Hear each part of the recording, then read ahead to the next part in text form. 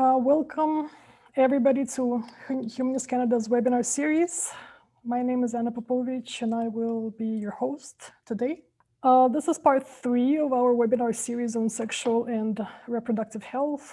Our topic today is artificial womb technology, and we are joined by Srishti Hukku. Srishti is completing her PhD in the University of Ottawa's Population Health Program and Macquarie University's Anthropology program. She is also a research fellow with Cambridge Reproductive Health Consultants. She holds a Master's of Public Administration from Queen's University and a Bachelor's in Political Science and Economics from McMaster.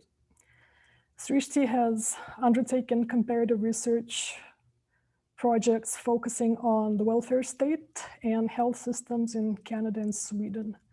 Her current research interests include the role of disruptive technologies in reproductive health, reproductive autonomy, reproductive issues in minority communities, and assisted human reproduction. Outside of academia, Srishti is a 2-time recipient of the Canadian Public Service Award of Excellence and a lifetime member of Humanist Canada. Welcome, Srishti, and thanks so much for joining us. Thank you so much for having me. It's such a pleasure to be here, and hi to all the fellow humanists who are joining us today. Excited to have you with us. So why don't we start with you telling us a bit about yourself and your current research agenda? Yeah, absolutely. Thank you. So I am absolutely thrilled to be part of this series on sexual and reproductive health, because that is really where my passion lies. Currently, and over the last 3 years, as I've engaged in my doctoral research, I've worked on a range of sexual and reproductive health issues, from abortion to emergency contraception to sexually transmitted infections. And I've also looked at emerging technologies in this space. So the possibility of having novel, both technologies like the artificial womb that we're going to talk about, but also new ways of facilitating abortion or contraception. So very excited to share some of my research with you. Okay, so before we move on to the second question, let's run a little poll for our audience.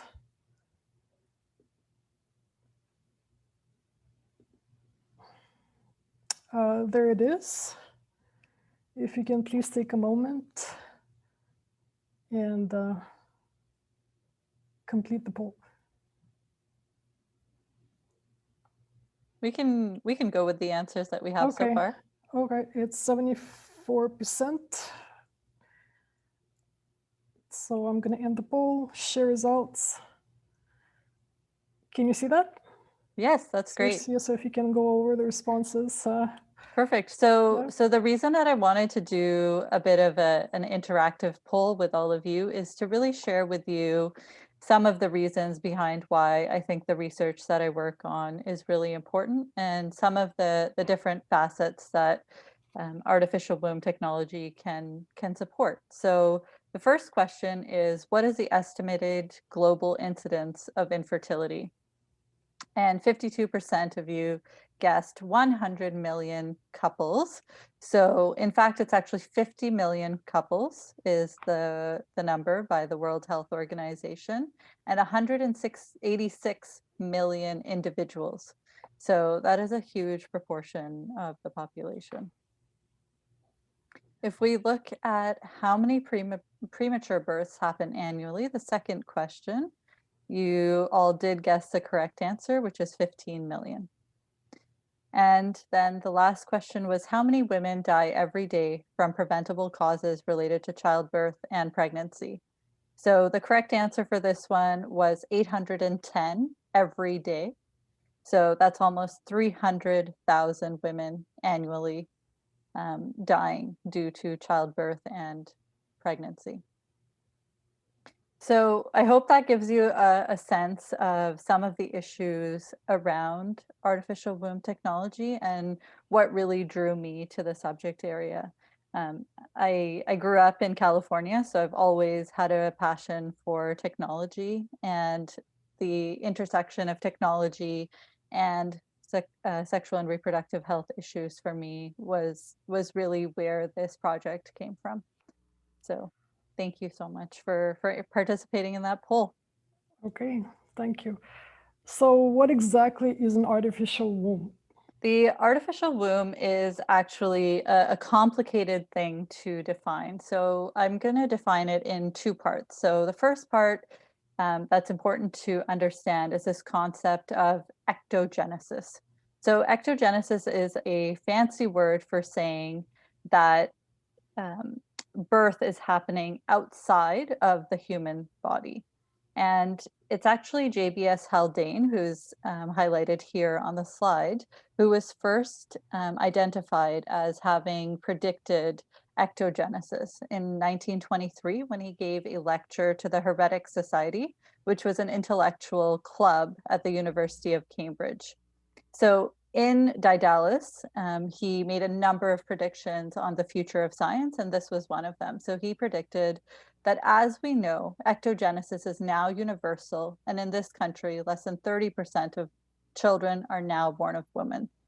So our progress in terms of making artificial womb technology a reality has not met JBS Haldane's expectations, but we're certainly headed that way based on some recent advancements. So Haldane here was talking about full ectogenesis, which is a process of from day zero, the creation of the embryo, to full term gestation happening outside of a woman. We also have this idea of partial ectogenesis, which actually exists in a very preliminary form, if I can say that, with current incubators that are used to support premature babies that are born. So the current state essentially of ectogenesis is that artificial wombs do not exist in a full form. There have been advents most recently, however, such as this, which you can see. In 2017, scientists made significant advancements where they actually took premature lamb fetuses and placed them into what they called a biobag. And this biobag mimicked the conditions of a traditional womb. And these lambs were born successfully after the gestation period was completed. And physiologically, they were identical to lambs born through the traditional pregnancy process. So it's pretty fascinating. So you have, just to make sure that I'm clear, you have full ectogenesis, which is from day zero to the end of a full gestation. So in human beings, that would be 40 weeks. You have partial ectogenesis, which is something like the biobag that you see here, where a premature baby is removed or is born from a traditional pregnancy and is placed into this to complete gestation. And then you have the artificial womb, which would actually be the technology that's used to make ectogenesis possible. Okay, and so if human beings can reproduce through the traditional process, why is this technology needed? Does it offer any advantages vis-a-vis a biological? That's a great question.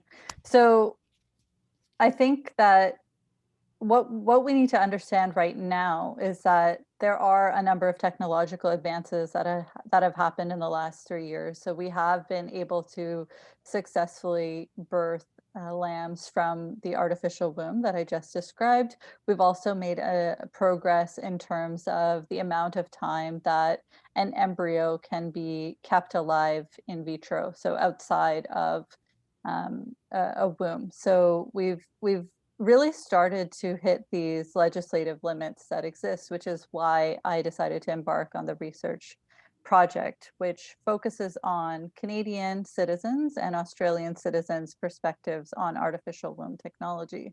So, you know, as we saw through the poll, there are a number of challenges that exist with traditional birth. So we have mortality and morbidity that's associated with that, as a number of individuals face complications from childbirth.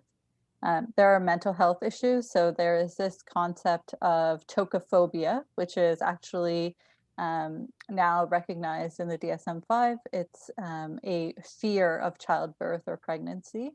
And there are a number of other mental health challenges. So there are now cases that have been identified of post-traumatic stress disorder as a result of the childbirth or labor process. There has also, for a long time, been conversations around postpartum depression and a number of other issues. As well, we know that there are economic ramifications of traditional childbirth. So not only do we know that women generally who have children are penalized in the labor market, but oftentimes in societies where access to abortion is not readily available, there are cycles of poverty that are created. There is a significant social stigma that continues to exist around childlessness, and I'd love to open that up for discussion a little bit later on. There are issues on the other end of the spectrum around infertility and the success of assisted human reproduction technologies as they exist today. So, IVF, for example, is far from perfect. And infertility is a challenge that we saw that a number of people deal with. So I think, an artificial womb, certainly if we are able to perfect it, if it is able to go through clinical trials with human beings, then there is potential to actually find either ways to optimize childbirth that don't have inherent risks for people with wombs who are reproducing, or to create environments that are potentially more safe than the traditional womb. Can you explain the 14-day rule, according to which human embryos cannot be kept in artificial wombs longer than 14 days? And is this a moral or biological constraint? Yeah, that's a great question. So we can take a look at the Assisted Human Reproduction Act, which is the primary act in Canada that regulates anything to do with assisted human reproduction. So under Section 6 of the HRA Act, we talk about surrogacy, and I think that will come up a little bit later, so I'll just mention it here. But essentially, in Canada, we only have what is called altruistic surrogacy. So you're not allowed to pay for services associated with someone voluntarily choosing to become a surrogate parent. Section 5 is really the section that talks about the 14-day rule. So what is a 14-day rule? The 14-day rule is this concept that emanated in the 70s and the 80s as these laws were being created in the UK and the US primarily. And then later on in the 90s, we had our own reproductive health commission, where there were discussions between people who were firmly implanted in religious territory and scientists on what was reasonable in terms of allowing an embryo to exist outside of the body of a female person. And so essentially they landed on 14 days. It's unclear based on looking at historical documents how much of this was really based on scientific reasons and how much of this was really based on this concept of personhood from a religious point of view. So from a scientific, from a biological perspective, the significance of 14 days is that 14-day mark is where we see the primal streak. So the primal streak is essentially the last point at which a single embryo can split into two embryos, creating twins. So at 14 days, you are an individual embryo. You cannot become multiple embryos. So that is a biological significance. But I think currently there are a number of scientists lobbying both in the UK and in other parts of the world who are interested in exploring whether we can change this 14-day rule. There are talks of extending it to 28 days. But it's interesting, it's one of the few laws, as you can see on this chart, where there is actually some consensus around a number of different countries. So Canada, like I mentioned, has an explicit ban at 14 days. And then there are other countries that have specific scientific guidelines around whether research is allowed after the 14-day mark. And following up on this, I've read that according to some researchers and gynecologists, some have said that we don't really know anything about short-term and long-term implications of this technology. Mm-hmm. Whereas other people have said, well, let's explore this, right? And go beyond the 14 days limit. So how can we explore this if we don't really know the implications of the artificial womb technology? And I'm not even sure if we can extrapolate the results of animal experiments to human babies. Yeah, so I think that's a very fair question, but I do think it's complex. And what I would say, generally speaking, is that there is a very strict process, as we can see with the COVID-19 pandemic and then associated vaccine development.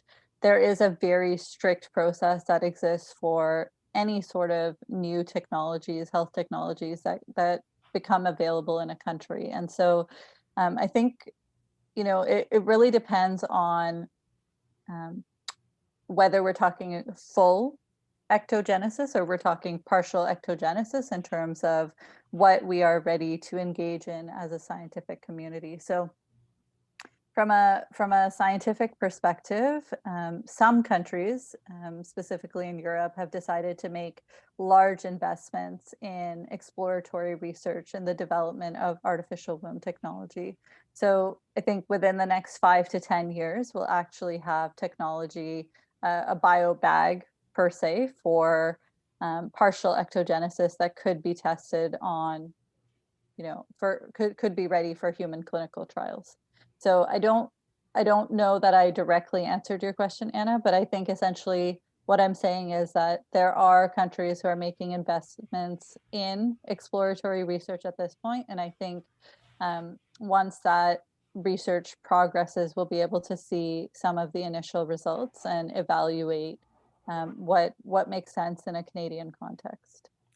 Okay, so just to clarify, how close is artificial womb technology to becoming a part of the human reproduction process? Yeah, so I think from a partial ectogenesis perspective, we're definitely not that far. So I think the Netherlands specifically has made an investment of 3 million euros into the development of artificial womb prototype.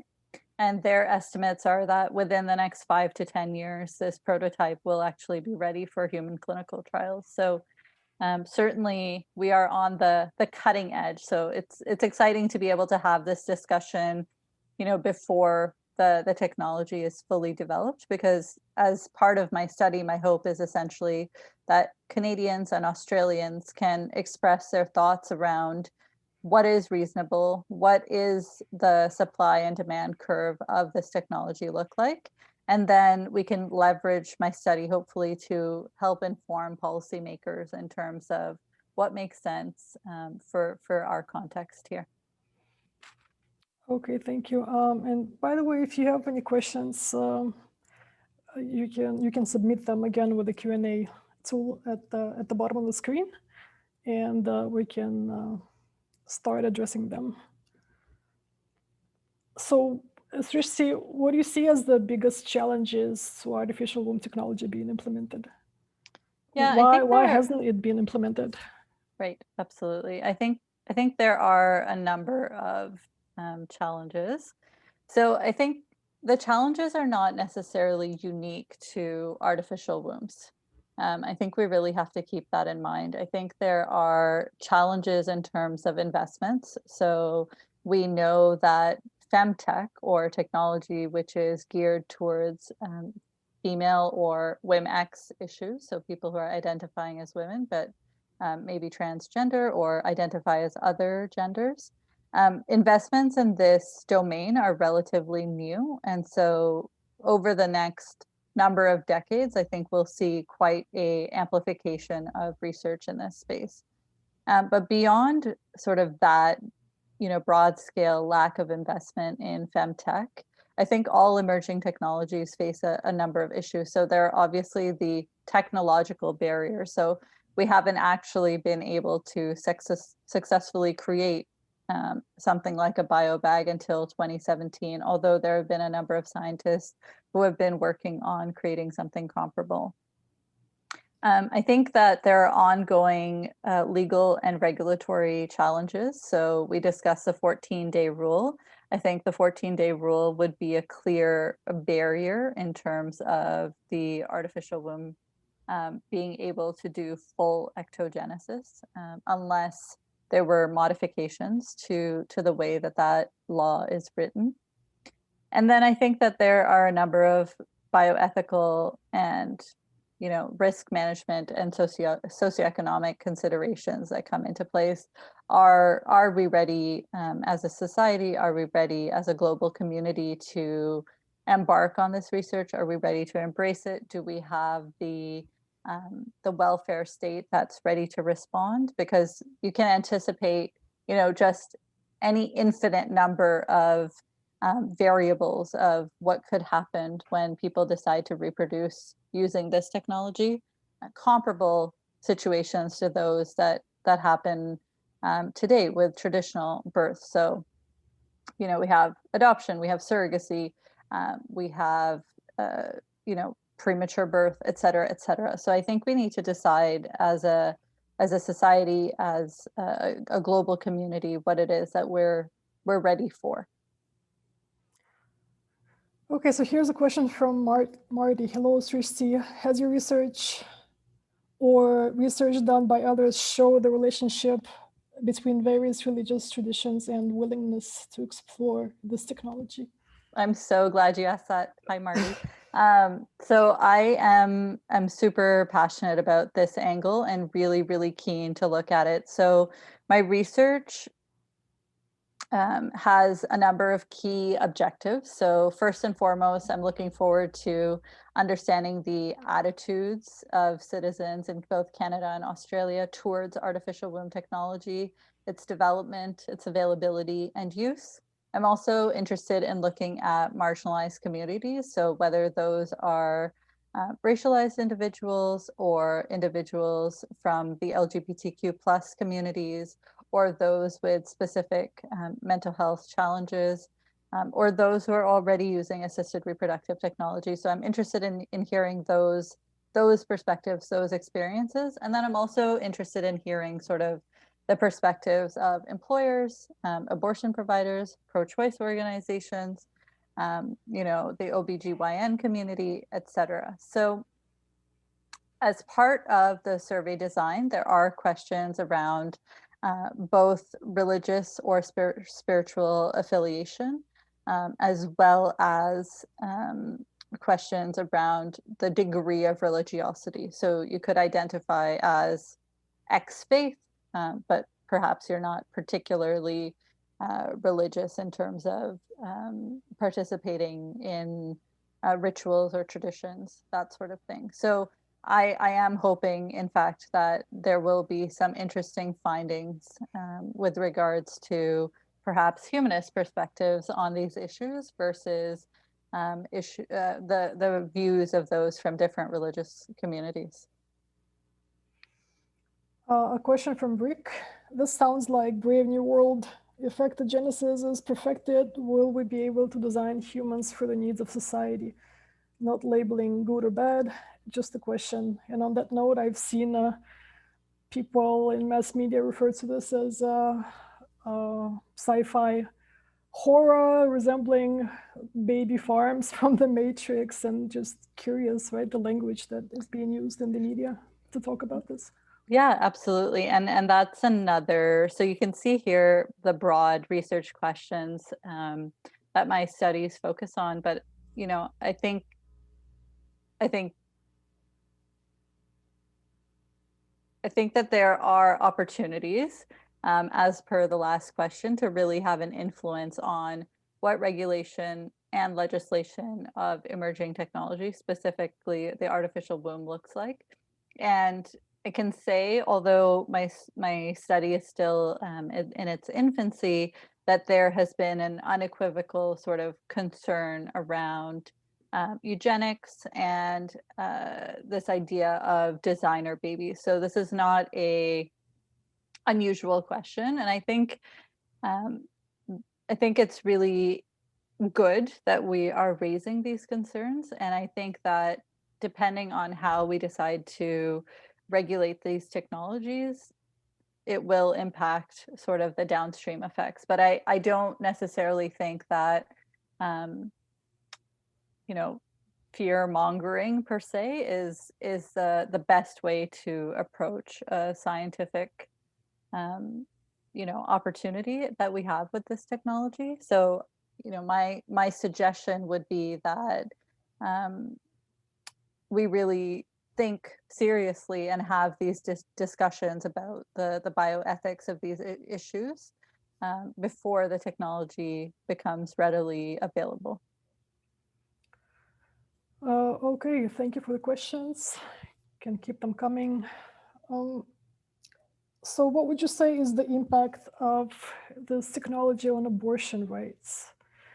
And here's a question. So is transferring the fetus from a woman's womb to an artificial womb synonymous with terminating the pregnancy? Yeah, that's an interesting, as a point of entry into this discussion. Yeah, absolutely. That's an interesting question for sure. So I think the abortion rights issue is again extremely complex, and it really depends on what jurisdiction you are in. Really fortunate here with the Morgentaler decision in 1988 that I'm sure all of you are aware of, that there are not laws that specifically prohibit gestational age or any other restrictions around abortion in Canada. So I think, as we know, in other places around the world, this is not the same. So I think the impact on the development of this technology and abortion rights will vary based on region. I think in the Canadian context, there have been a few attempts to bring forward abortion legislation that restricts either based on gestational age or based on need. So really having to prove that an abortion is required for health reasons. And those have been generally unsuccessful, and no attempts have been made recently as far as I'm aware. So I think in our context, the impact will be potentially very different. And I think, again, there is an opportunity to shape both legislation and regulation in a way that these technologies align with the views of Canadian citizens on access to abortion. So that was the first part of your question. The second part of your question around, is it equivalent to terminating a pregnancy? I think this is really around intent. So I think we can imagine scenarios where, you know, assuming scientifically that the artificial womb technology has been perfected and is available for use either for partial or for full ectogenesis. We can imagine scenarios where, you know, we may wish to terminate a pregnancy that is within an artificial womb. So this could be for a myriad of reasons, but I think that's a scenario that is reasonable to imagine. I think on the other side, we can also imagine a scenario where certain perspectives around access to abortion are such that people would like to make you know, artificial womb technology a mandatory alternative to abortion. And I think that's when we get into kind of really scary ground. And I think it would not work in the Canadian context, given the grounds upon which the Morgentaler decision is based, which is primarily, Section 7 under the Charter. So I don't see the termination, the transference of a pregnancy from a traditional mechanism of pregnancy to an artificial womb to be a termination of a pregnancy, unless the intent is to actually create fetal demise. I think if we're transferring it, the hope would be that the fetus would be able to thrive or reach full gestation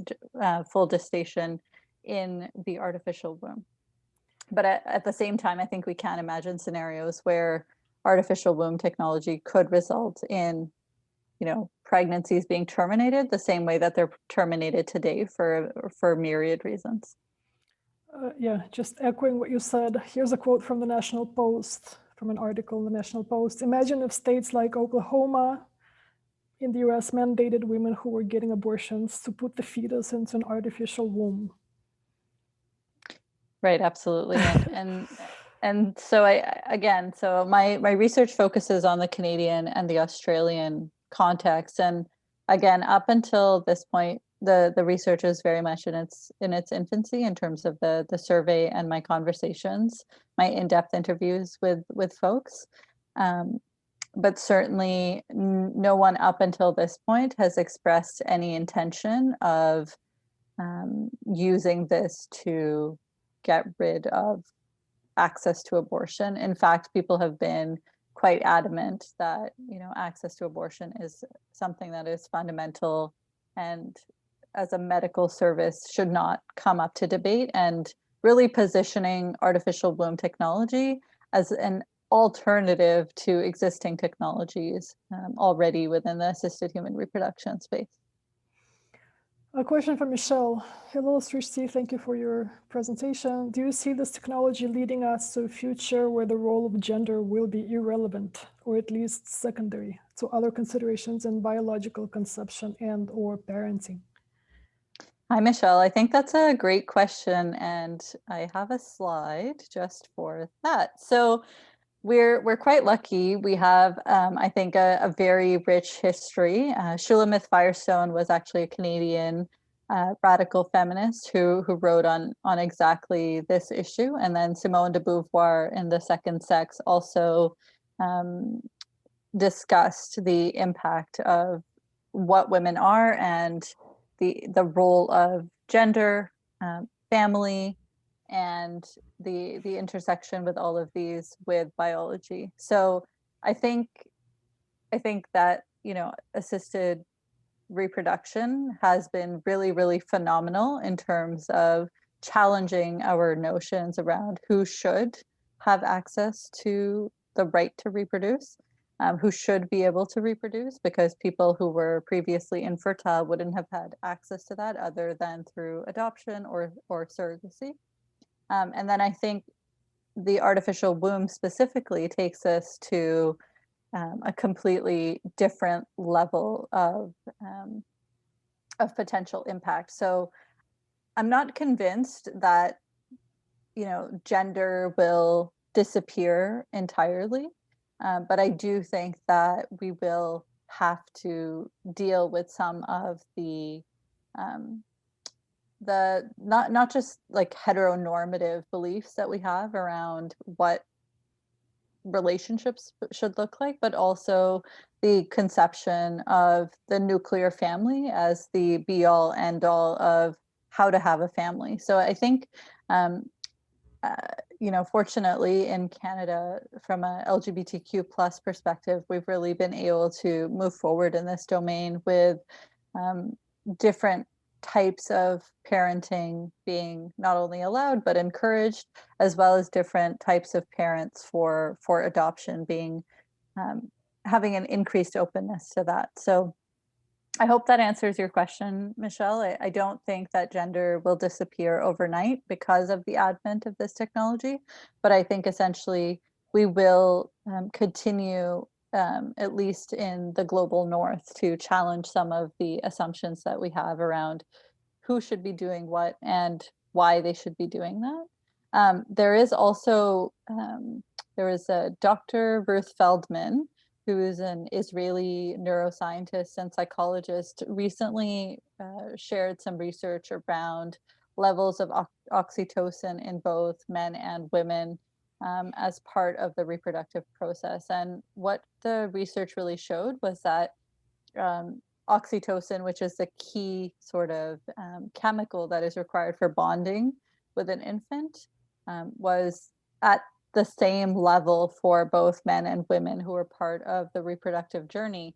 And interestingly enough, it was the same for people who were not necessarily, biologically related to their children. So as long as you had an intent to parent, so a desire to parent, your oxytocin levels would rise so that you could form a bond. And we know through traditional pregnancy that that bond doesn't always form, even if you are, biologically related and going through the traditional pregnancy process. So I think it's going to be an interesting world in the next 50 years. And things will play out in a very interesting way in terms of gender roles, as well as the broader impact on the workplace, et cetera. So on that note, do you think that this would or might change our ideas of family? So for example, it would allow men to have a child without a woman. Yeah, As an absolutely. example, right? Yeah. Absolutely. And I think, we are already seeing different iterations of that. So I think if we look at divorce rates in North America, we are no longer sort of only working with two-parent households where one person is a male, one person is a female, and they have 2.1 children. And I think, again, sort of changes around LGBTQ plus rights in this country have certainly had an impact on what family looks like and what our perceptions are around what family should look like. So I think fundamentally that has already evolved. And I think with the advent of the artificial womb, certainly that will continue to evolve. Another question from Marty. Besides Netherlands, how invested are more centralized, controlled countries like China in this type of technology and willing to support this type of research? Sorry, I didn't catch the beginning of your question, Anna. Could you repeat that? How invested are more vertical countries such as China invested in this type of technology and willing to support this research? Yeah, so that's a great question.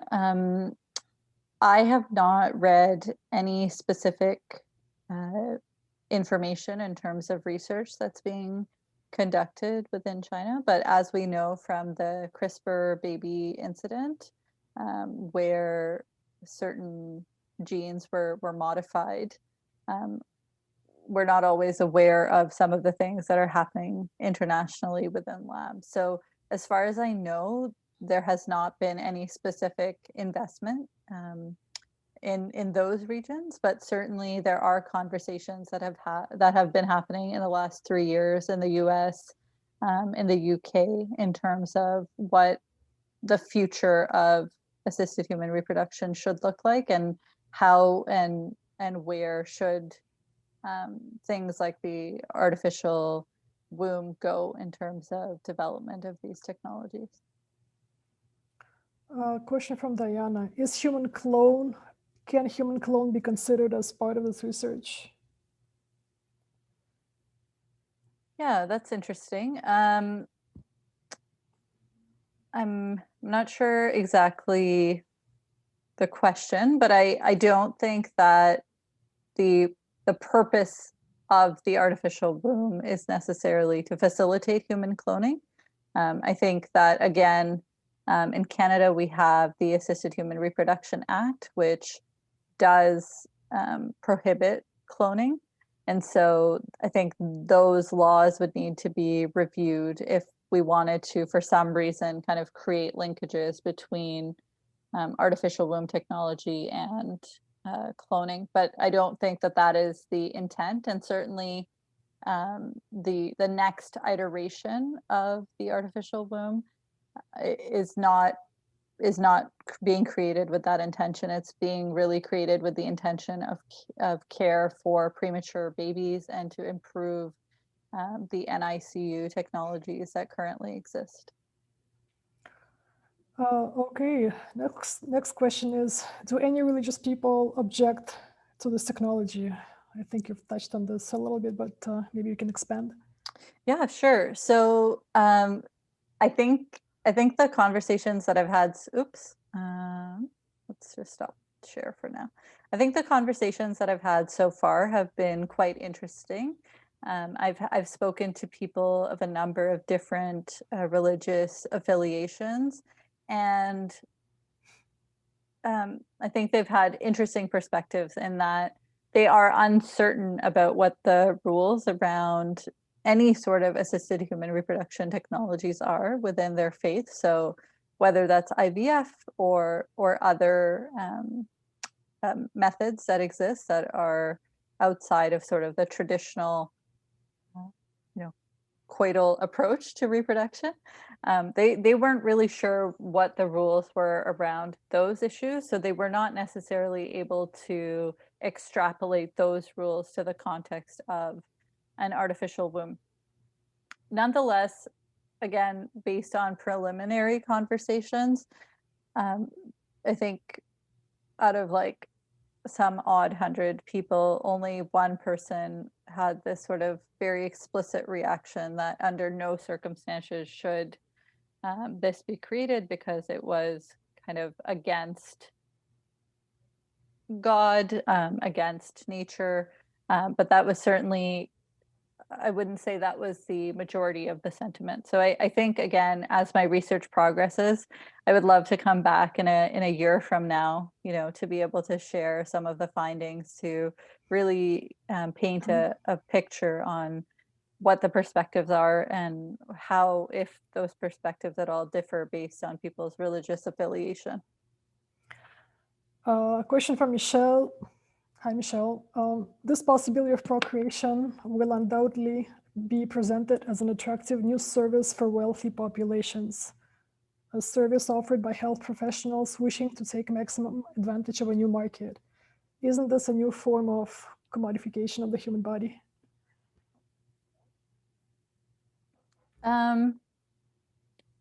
So I was following until sort of the end in terms of commodification of the human body. I think we need to look as a society more critically at surrogacy if we have concerns around commodification of the human body. I think the artificial womb actually helps to decrease the commodification of the human body because the human body is not implicated in that process. So it actually changes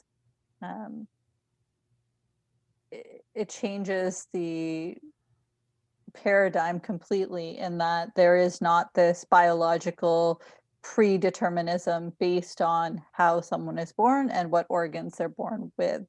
I think certainly we will need to have conversations as a society on who has access to artificial womb technology. So that's certainly part of my study.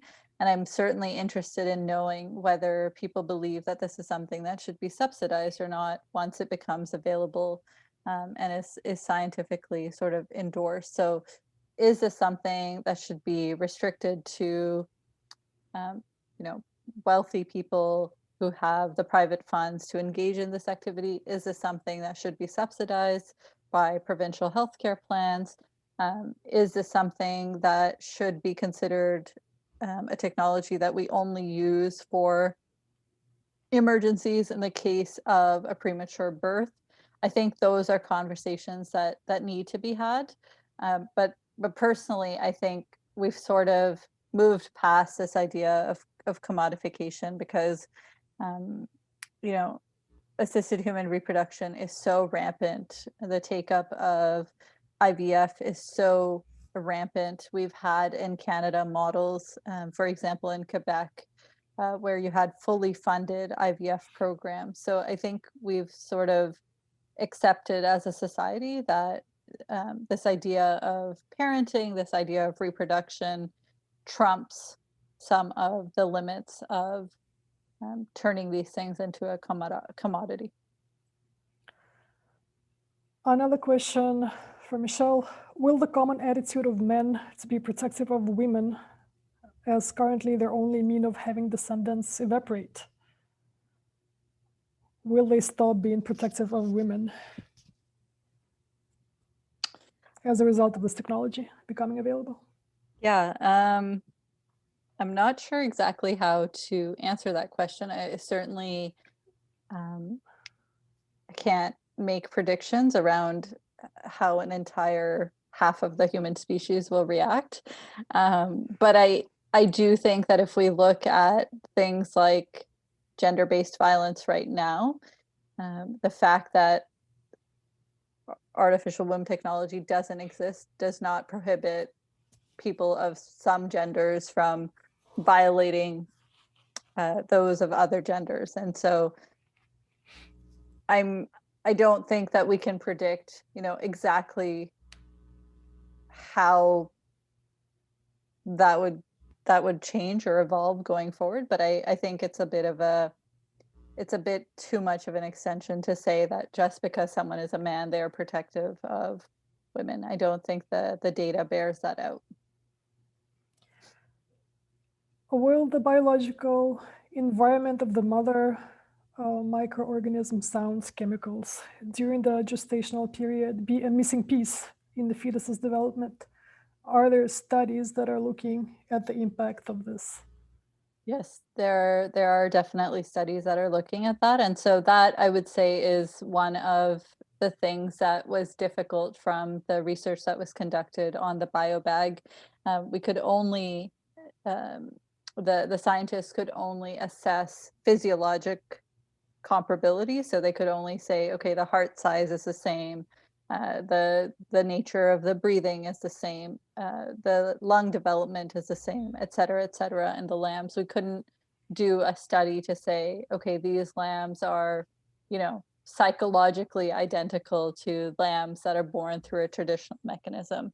And I think that is a fair concern to raise. I think we just need to evaluate as a society whether there are mechanisms that we could use to ensure that sort of the biochemical processes that happen within the womb are replicated in an artificial womb, and whether there could be stimulus. So, for example, could we have, you know, the heartbeat of a parent? Could we have music?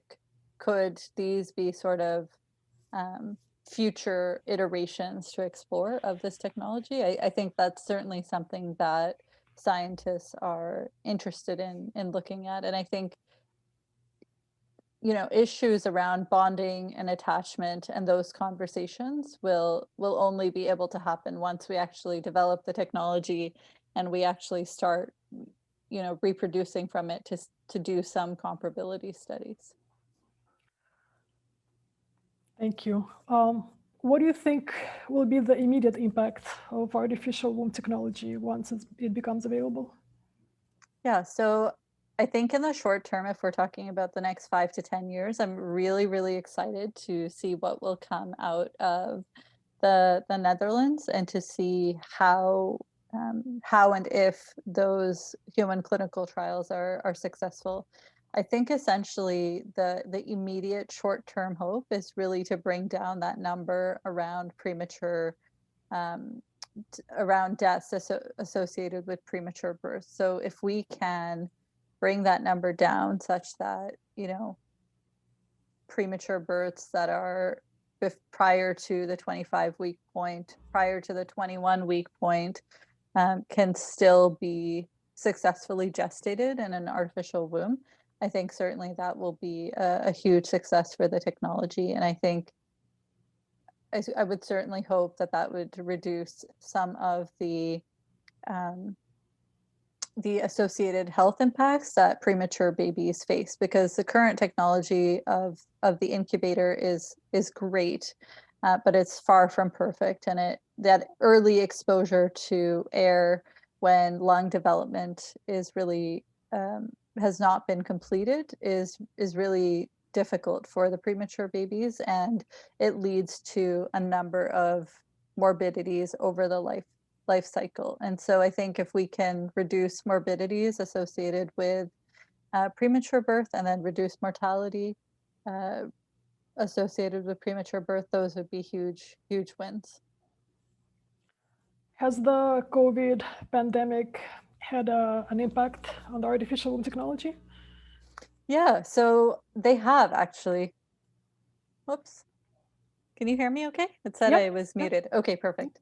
So I think what we saw essentially over the last 9 months or so is that people who were already engaging in IVF or other processes were very, very negatively impacted. So this caused a lot of stress for populations who were already engaging in assisted reproductive technology use. Because clinics were shut down, they weren't identified as essential services. And so a huge number of people had cycles that were interrupted, implantations that couldn't be done, et cetera, et cetera. So I think certainly from a scientific perspective, we can say that in the event of a future pandemic, you could imagine that a technology that was housed, a facility that was housing an artificial womb would not be impacted by something like a pandemic, would not be impacted by that interruption of services the same way that people who were already engaging in IVF and other processes were impacted through COVID-19. Another question, do we know enough yet to be able to conclude that a full ectogenesis is the best way to come to life rather than a partial in terms of reduced physical risk? Is it an ultimate goal, setting aside any social, moral considerations? Yeah, I think that is an interesting question. I don't think that we know enough at this stage to be able to conclusively say what the best way of coming to life is. And I'm not sure whether Anna, you and I were discussing a little bit prior to us coming live, but the birthing process is a very small part of your entire life. So I think there are a number of other supports in society that we need to invest in terms of ensuring the well-being of children sort of beyond that immediate birthing process. So I don't think that we can conclude at this point that full ectogenesis is the best way. But I think what we can say with a lot of certainty is that there are huge opportunities to reduce the impact on women, to reduce the impact on infertile individuals, and to reduce the impact on those in the LGBTQ plus communities who are unable to bear children but are really keen to have biologically related children that they can parent. I think that we can see that there are opportunities there in terms of this technology. So I don't think that we can say anything sort of beyond that in terms of like ignoring social or moral considerations, et cetera, at this stage. Okay, and speaking of moral considerations, are there any other ethical or legal concerns associated with the development of this technology? You've touched upon a couple, but if you can think of others. Yeah, absolutely. I mean, I think that there are a number of concerns, right? So you can imagine an infinite number of scenarios. What would happen if a fetus in an artificial womb had some sort of terminal illness? What would happen if they had a birth defect? What would happen if the two parents, whether it would be a heteronormative couple or any other sort of couple, their relationship fell apart prior to the birthing through the artificial womb.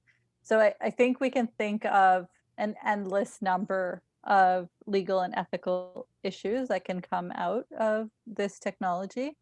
I think we can also think about it in terms of stigma. So what kind of stigma would be associated with being birthed either traditionally or through an artificial womb? So I think as a society, we really need to be prepared to think of a number of different variables and then have a legislative and regulatory framework that responds to a number of these concerns. So I don't think that um, there is a finite number of issues that can come from this technology. So I think we really need to be open to the concerns that people raise and then try and come up with a framework that responds to those concerns adequately. A question from Chris. As this technology develops, which groups, religious or otherwise, do you believe will protest against it the most? Hi, Chris. I'm so glad you're here. This is fun. Yeah, I think that's really interesting. So I'm suspecting that anyone who is currently opposed to any sort of assisted reproduction will be in opposition to this technology. Where I think that it becomes interesting is when you look at pro-life groups and whether in fact they would want to do something like what we mentioned earlier, which is, using artificial womb technology to mandate the end of abortion. So I think it's going to be really, really interesting. And I think that there might be some divisions that come out that are different than the traditional sort of pro-life versus pro-choice divisions that currently exist with regards to abortion. And I think the second thing to keep in mind is that there are interests outside of religious forces that may actually either be very supportive or against this kind of technology. And I'm speaking specifically of businesses.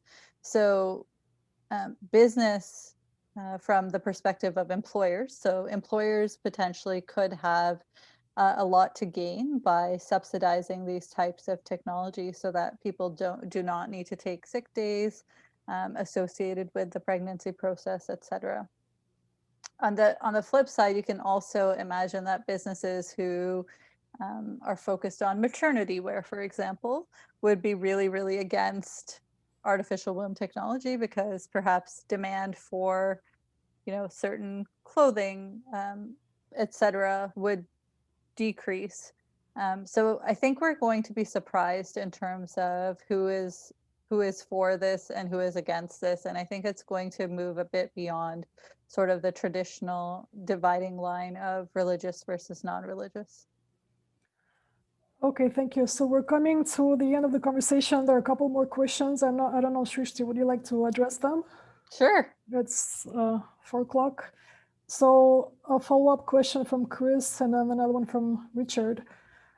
So we'll say the Catholic Church put a lot of their funding into artificial wombs to offer women considering abortions another option.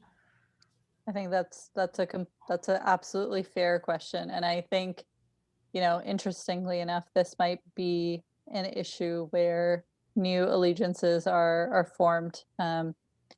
Very, very hard to say exactly how that will play out, but I think that's a very fair question, Chris, and appreciate you raising it. A question from Richard.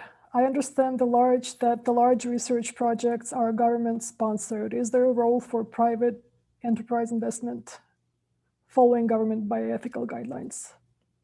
Yeah, absolutely. And again, this is something that I have asked both Canadian citizens and Australian citizens.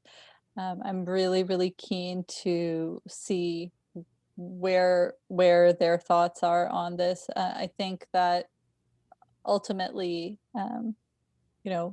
pharmaceutical companies do have a vested interest in the development of these kinds of technologies, and it'll be interesting to see as femtech, holus bolus, as a part of the industry expands, how this grows. So I know, for example, for pregnancy monitoring apps or period sort of ovulation monitoring apps, these kinds of things have really become kind of cutting edge, and the demand for these technologies is increasing. And so I think it'll be interesting to see what role the private sector takes. I anticipate that they will likely take a larger role than some people are comfortable with, because that's where a lot of the money is for these things. Okay, and so the last question from Rick. Do we have stats on high mortality rates associated with childbirth worldwide? In terms of how many? How many are the highest rates? Where Yeah, would they be? Where would they yeah, be? yeah, absolutely. And I would mean, this not be alleviated with better medical care?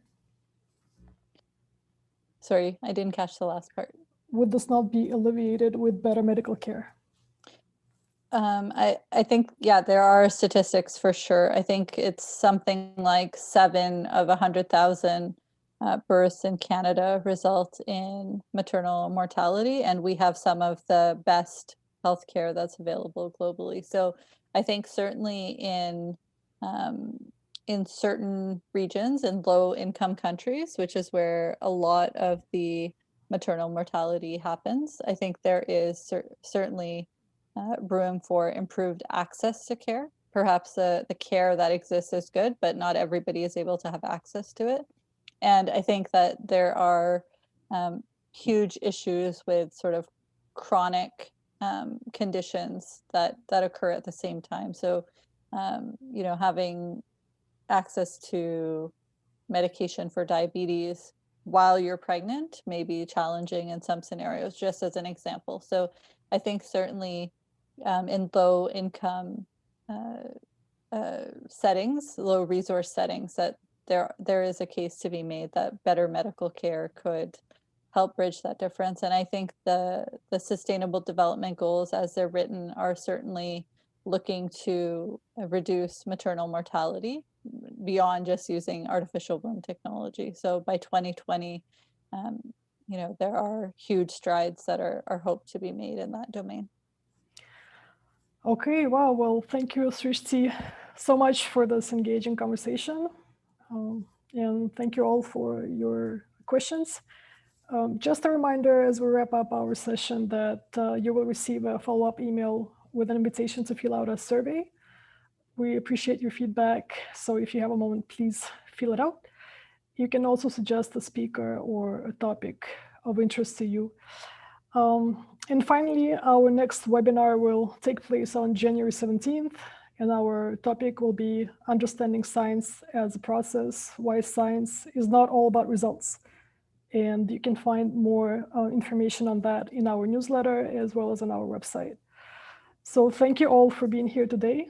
Thanks again, Srishti, for your wonderful input and presentation, and stay safe and connected. Thank you so much for having me. And thank you, everyone. Thanks, Michelle. Thanks, Chris. Thanks, Richard, for all your kind comments. Appreciate it. Thank you. Bye.